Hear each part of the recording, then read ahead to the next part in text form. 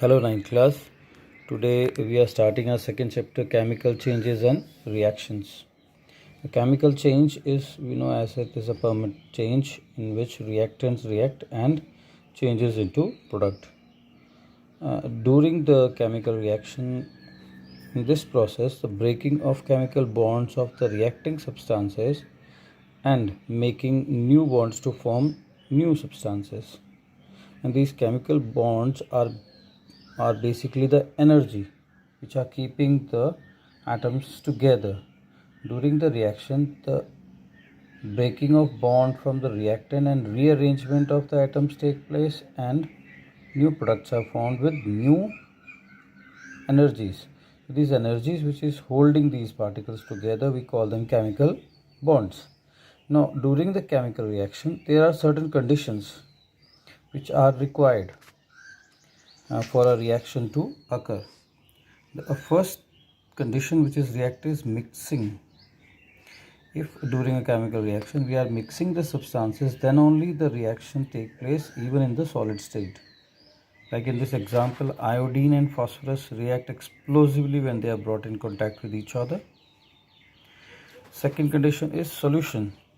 Large number of reactions are occurring only when the reactants are being changed into solution form, either in molten condition or aqueous condition.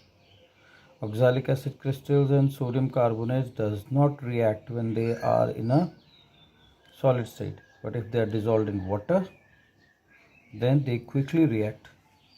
The third condition which is given is that the large number of reaction occurs only when heat is involved. Like calcium carbonate only decompose to calcium oxide and carbon dioxide when heat is given. Similarly, example of decomposition of lead nitrate. Now, there are reactions in which light is required. If light is not provided, these reactions will not occur. We call them photochemical reactions. Molecules of reactant observes the light and get activated, and then they proceed for the reaction, like preparation of glucose from carbon dioxide and water in the presence of light.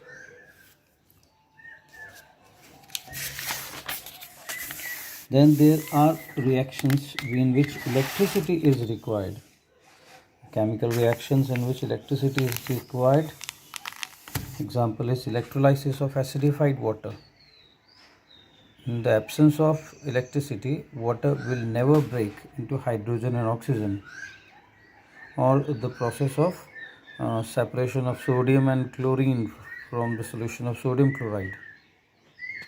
The next conditions which are required is pressure. In many chemical reactions, if pressure is not maintained, the reactant will never change into product, like one given in the Haber's process. Given in the Haber's process, in which nitrogen and hydrogen only react if a pressure of 200 atm is being maintained. The next condition which is given is a catalyst.